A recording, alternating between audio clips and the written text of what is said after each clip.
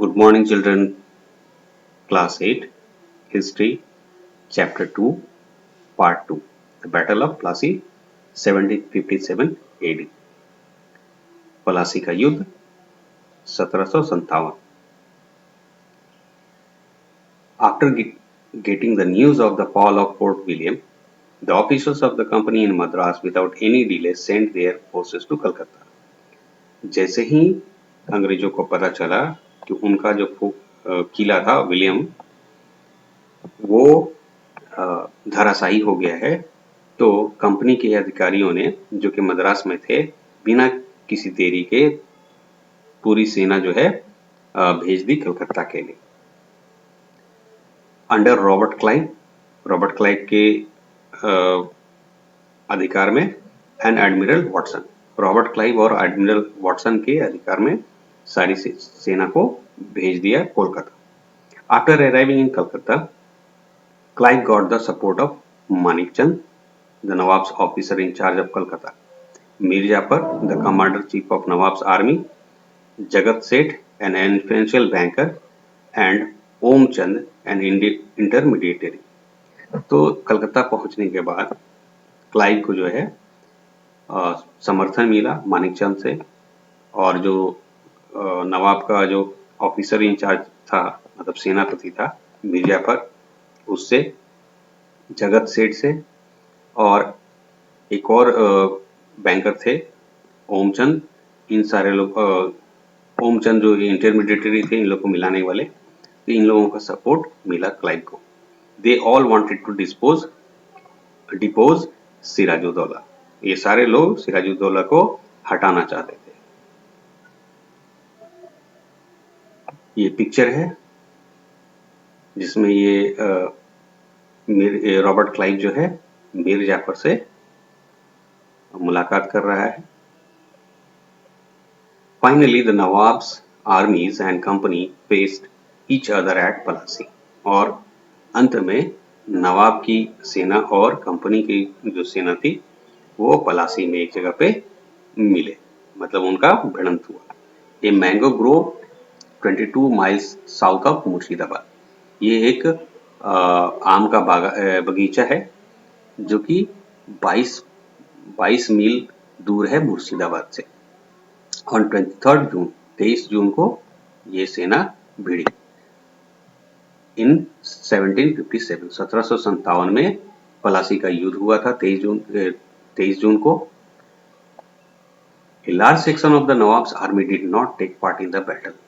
और इस लड़ाई में नवाब की बहुत बड़ी सेना का जो हिस्सा था उसने इस लड़ाई में भाग नहीं लिया। Siraj-ud-Daulah was seized and killed. Siraj-ud-Daulah को पकड़ लिया गया और मार दिया गया। Mir Jafar was proclaimed the new Nawab of Bengal. और मीर जाफर को बंगाल का नवाब घोषित कर दिया गया। Jafar rewarded the British by granting them the zamindari of 24 districts of Bengal. और जाफर ने क्या किया कि 24 जिले जो थे बंगाल के उसका जमींदारी उसने अंग्रेजों को दे दी। All the French settlements in Bengal were also surrendered to the English. और बंगाल के अंदर में जितने भी फ्रांसीसी बसावट थी, कॉलोनीज या बसावट थी, उस सारे को उठा के अंग्रेजों को दे दिया गया। The Battle of Plassey was the first significant victory of the English in India. और ये पलासी का युद्ध जो था ये भारत में अंग्रेजों का विजय का विशेष महत्व रखता है, या विशेष विजय था, विशेष प्रकार का विशेष विजय था। They now got a monopoly over trade in Bengal.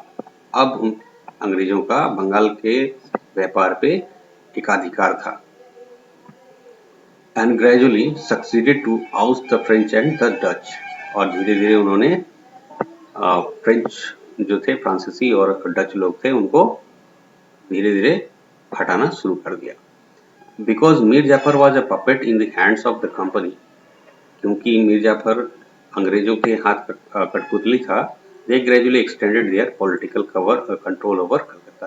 तो इस वजह से धीरे धीरे अंग्रेजों ने अपना जो राजनीतिक नियंत्रण है कलकत्ता के ऊपर वो करना शुरू कर दिया।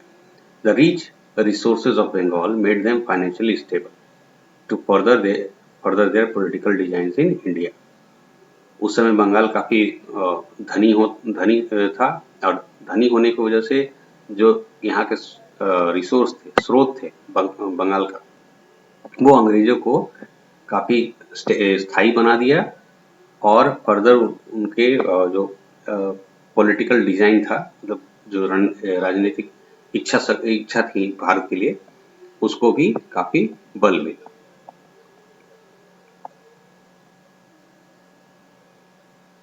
So Mir Jafar 1757-60 AD and Mir Qasim 1761 to 64 AD.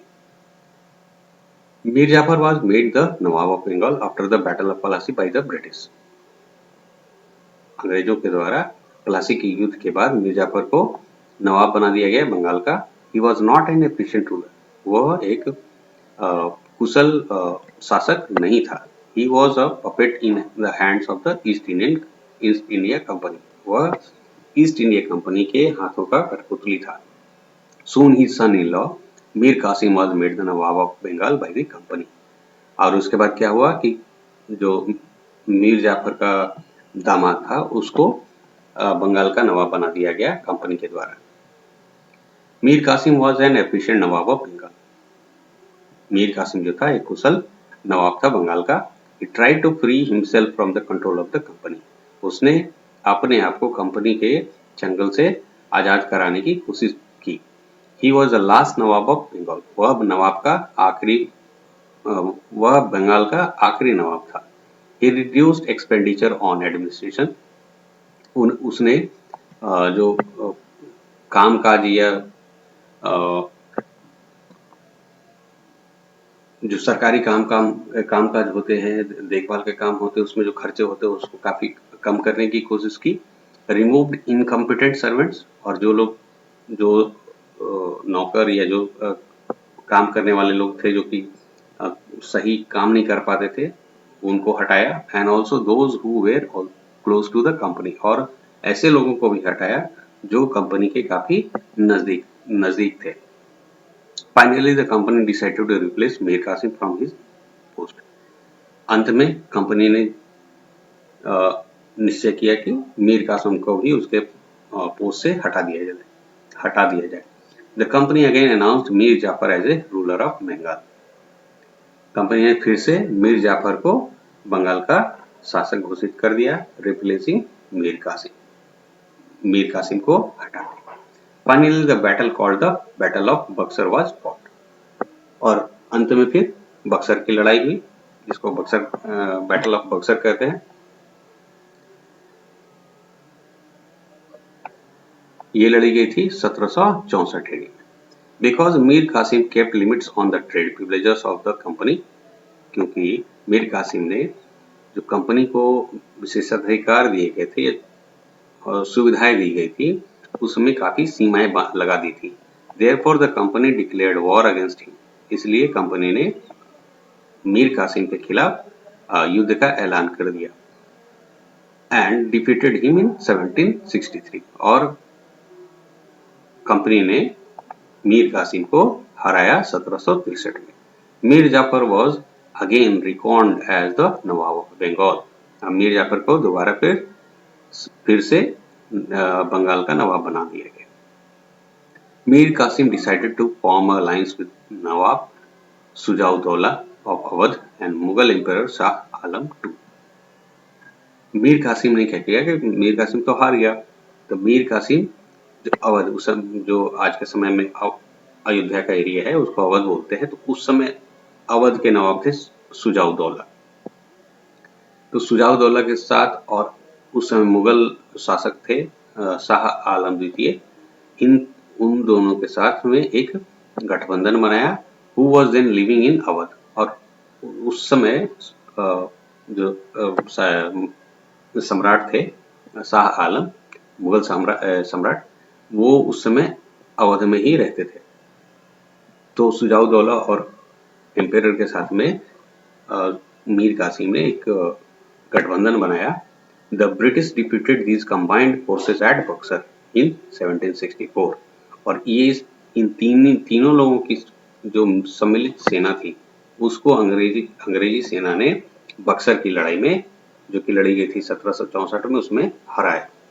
By this victory, the British established unquestioned authority over Bengal.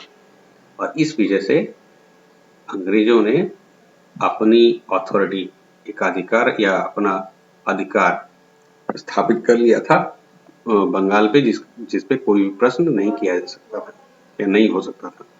And considerable influence over the ruler of Awadh and Emperor, Mughal empire, और इससे काफी प्रभावशाली प्रभाव भी पड़ा, अंग्रेजों का प्रभाव पड़ा अवध के नवाब पे और जो मुगल सम्राट थे उस पे भी काफी उनका प्रभाव पड़ा। डिस्टिंग्विश बिटवीन टू बैटल्स, अब दोनों लड़ाइयों के बीच का अंतर क्या है वो देखते हैं। There are some differences between the battle of Plassey and the battle of Buxar. Plassey की लड़ाई और बक्सर की लड़ाई में कुछ अंतर है। The Battle of Plassey made the company the master of Bengal, and the Battle of Buxar made the company a significant political power in India. जो बंगाल की लड़ाई थी उसमें कंपनी बंगाल का प्लासी, जो बैटल ऑफ प्लासी था, प्लासी का युद्ध जो था उसमें कंपनी बंगाल का मालिक बना, और जो बक्सर की लड़ाई थी उसमें कंपनी ने पूरे भारत में अपने राजनीतिक शक्ति को सुदृढ़ किया। The Battle of Plassey was won through conspiracy and Battle of Buxar was won due to the military superiority of the British forces. Plassey की जो लड़ाई थी उसमें षड्यंत्र से जीता गया था उसको, प्लासी की युद्ध को षड्यंत्र के द्वारा जीता गया था, जबकि बक्सर की जो लड़ाई थी उसमें जो सैन्य क्षमता थी ब्रिटिश सेनाओं की उसके दम पे जीता गया था। In the battle of Plassey the nawab of Bengal was defeated. Plassey के युद्ध में जो नवाब थे बंगाल के उनको हराया गया था। In the battle of Buxar the nawab of Awadh and Bengal along with Mughal emperor Shah Alam first they defeated. Buxar की लड़ाई जो हुई थी उसमें जो नवाब थे अवध के और मुगल सम्राट थे भारत के उस समय के, उनको साथ में हराया गया था। इलाहाबाद ट्रीटी, तो ये अब जब हार गए ये लोग तो इनका फिर संधि हुआ, उसको देखते हैं क्या क्या संधि हुई। This treaty was signed between Clive and Nawab Shujauddaula. ये जो संधि थी ये क्लाइव और शुजाउद्दौला के बीच में हुई। By this treaty the nawab gave to the company Allahabad and Kara, और इस संधि के तहत इलाहाबाद और कारा जो था वो अंग्रेजों को दे दिया गया। He also agreed to pay ₹5 lakh as war compensation, और शुजाउद्दौला ने ये भी स्वीकार किया कि वो 50 लाख रुपए जो हैं वो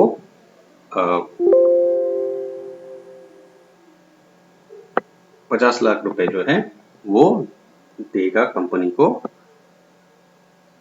युद्ध की क्षतिपूर्ति के लिए।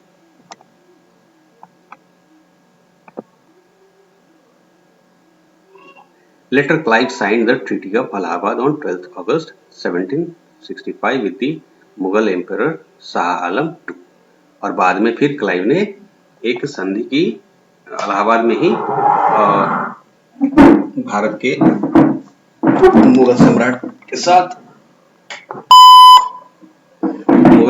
साथ जो की हुआ था, संधि हुआ था 12 अगस्त 1765 में। By this treaty, the company gave the protection to Mughal emperor and granted him an annual pension of ₹26 lakh in return for a firman which granted the company the Diwani of Bengal, Bihar, Odisha in perpetuity. इस treaty में क्या हुआ कि अंग्रेजों ने treaty के अंतर्गत अंग्रेजों ने बोला कि हम जो मुगल सम्राट हैं उनको सुरक्षा देंगे और सालाना पेंशन देंगे 26 लाख का, लेकिन बदले में क्या चाहिए था उनको? फिरमन चाहिए था, विच ग्रांटेड द कंपनी द दीवानी। एक फिरमन एक ये होता था, अधिकार होता है। तो उसमें क्या था कि बंगाल, बिहार और उड़ीसा का दीवानी उनको मिल जाए, मतलब वो एक तरह से समझिए कि वो उनके अंदर में, अंग्रेजों के अंदर में चला गया, इन तीनों प्रदेशों का अधिकार चला गया। The treaty of Allahabad ended the nawab's authority in Bengal. अब इस ट्रीटी, जो इलाहाबाद का जो ट्रीटी हुआ था, उससे नवाब का जो अधिकार था बंगाल पे वो खत्म हो गया। Led to the establishment for the dual government there. और इस तरीके से वहां दो सरकारों का गठन हुआ। By this system, the Nawab looked after the administration of law and order, whereas the company itself collected the revenue. और इसमें क्या हुआ क्या कि नवाब का काम था कि वहाँ का एडमिनिस्ट्रेशन देखना, लॉ एंड ऑर्डर देखना, मतलब चोरी वगैरह ना हो या किसी तरह का मारपीट ना हो, ये सब देखना। जबकि पैसे का जो भी काम था, रेवेन्यू, मतलब व्यापार हो रहा है, कुछ इंपोर्ट हो रहा है, एक्सपोर्ट हो रहा है, तो उससे क्या पैसा आ रहा है, टैक्स कलेक्ट हो रहा है, रेवेन्यू हो रहा है, ये सारा जो है अंग्रेजों ने अपने पास रख लिया। In short, the nawab was given responsibility without power. अगर सही सही तरीके से कहा जाए या संक्षेप में कहा जाए तो जो नवाब थे उसको उत्तरदायित्व दिया गया था, लेकिन बिना शक्ति के दिया गया था। And the company enjoyed power without responsibility. और कंपनी ने शक्ति को भोगा बिना उत्तरदायित्व के। डुअल गवर्नमेंट, दोहरी सरकार 1765 से लेकर 72 तक। We have already studied that by the Treaty of Allahabad, the company had the right to collect revenue. हमने पढ़ा है कि जो इलाहाबाद की संधि हुई थी, उससे कंपनी को अधिकार मिल गया था कि वो बंगाल, बिहार और उड़ीसा के अंदर में जो कर है उसको वसूल करेगा और वो अपने नियंत्रण में लेगा। But the nawab was given the right to look after the welfare of the people. और नवाब को काम दे दिया गया था कि वो लोगों के भलाई देखेगा। This system was known as the dual system. और इस प्रणाली को दोहरी प्रणाली कहते थे। The dual system was not useful to the people of Bengal. ये जो दोहरी प्रणाली थी, ये बंगाल के लोगों के लिए उपयोगी नहीं थी। The company's officers were corrupt and greedy. Company के जो अधिकारी थे वो काफी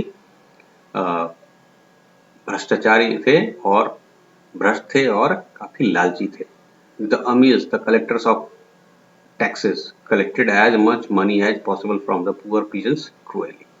अमील्स एक पोस्ट होता था जो कि कलेक्टर होते थे, टैक्स कलेक्ट करते थे। उन्होंने ज्यादा से ज्यादा टैक्स पैसा वसूलना शुरू किया गरीब किसानों से, और वो भी निर्दयता पूर्वक। The condition of the peasants became miserable.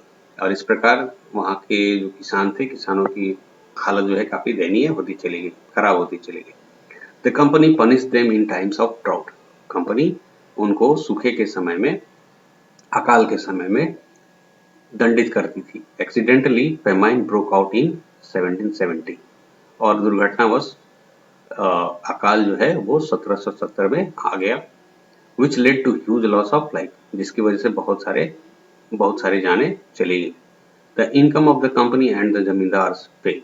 और कंपनी का जो आमदनी था वो गिर गया, जमींदारों, बहुत सारे लोग जमींदारी चली गई। Keeping in view the defects of the dual system, it was abolished by lord Warren Hastings in 1772। अब ये जो दोहरी प्रणाली थी, इसका जो कमी को देखते हुए लॉर्ड वॉरेन हेस्टिंग ने 1772 में इसको हटा दिया। Bengal now came under the direct control of the company. अब इस प्रकार धीरे धीरे बंगाल जो है वो अंग्रेजों के या कंपनी के अंदर में चलाया, पूरी तरीके से अंग्रेजों के कंट्रोल में चलाया। Robert Clive the founder of the British company in India. Robert Clive जो थे वो भारत में ब्रिटिश कंपनी को स्थापित करने वाले थे। वो उन्होंने ही ब्रिटिश कंपनी को स्थापित किया था भारत में। The English East India company made Clive as an ordinary servant when he came to India. जब क्लाइव यहाँ पे आए थे, जब ईस्ट इंडिया कंपनी में क्लाइव काम कर रहे थे, तो एक साधारण नौकर के तौर पे आए थे और वो भारत में नौकर बन के ही आए थे। But he was made the governor of Bengal for 2 times intervally 1758-60 and 1765-67। लेकिन उन्हें गवर्नर बनाया गया बंगाल का 2 बार, 1758 से लेकर 58-60 तक और 1765 से लेकर 67 तक। He showed his qualities as a military commander in the Second Carnatic War। उन्होंने अपनी जो सैन्य क्षमता है या सैन्य नेतृत्व क्षमता जो है वो दिखाई थी जब दूसरा कर्नाटिक का युद्ध हुआ था, एंड वॉन द बैटल, और लड़ाई को उन्होंने जीता भी था। He also won in the Battle of Plassey in 1757 और उन्होंने प्लासी का युद्ध भी जीता था 1757 में। He was a well known reformer। वो एक जाने माने परिवर्तनकर्ता कह सकते हैं, सुधारक बोल सकते हैं। He is considered the founder of British rule in India। और उनको ही जो ब्रिटिश शासन है भारत पे उसको स्थापित करने वाला माना जाता है। A political confusion prevailed after the death of Aurangzeb. Aurangzeb के बाद जो है एक राजनीतिक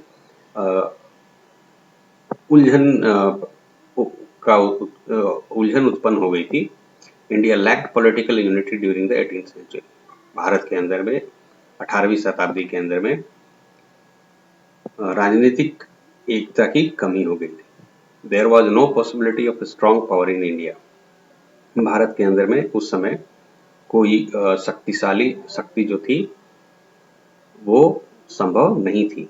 after the defeat of the Marathas in the third battle of Panipat, Maratha लोग जब पानीपत की तीसरी लड़ाई में हार गए तो उस समय शक्तिशाली जो ताकत थी भारत में वो संभव नहीं थी। It brought the Maratha power to the ground. इसने मराठा शक्ति को जमीन पे ला दिया। By taking advantage of the political weakness of Indian rulers, और इस प्रकार जो है एक तरह से लाभ लिया अंग्रेजों ने कि यहाँ पे राजनीतिक कमजोरी थी भारत में, भारत के जितने भी शासक थे काफी राजनीतिक तौर पे कमजोर थे। The English started Wars against the rulers of independent Indian states. तो अंग्रेजों ने जितने भी स्वतंत्र भारतीय राज्य थे उनके शासकों के खिलाफ युद्ध छेड़ दिया। They defeated them in these Wars. उन्होंने अंग्रेजों ने इन्हें युद्ध में हराया, लड़ाइयों में हराया। And gradually establish the British empire in India. और धीरे धीरे उन्होंने अंग्रेजी शासन भारत पे स्थापित किया। So end of part 2। Next part में हम लोग देखेंगे British relation with Mysore, part 3।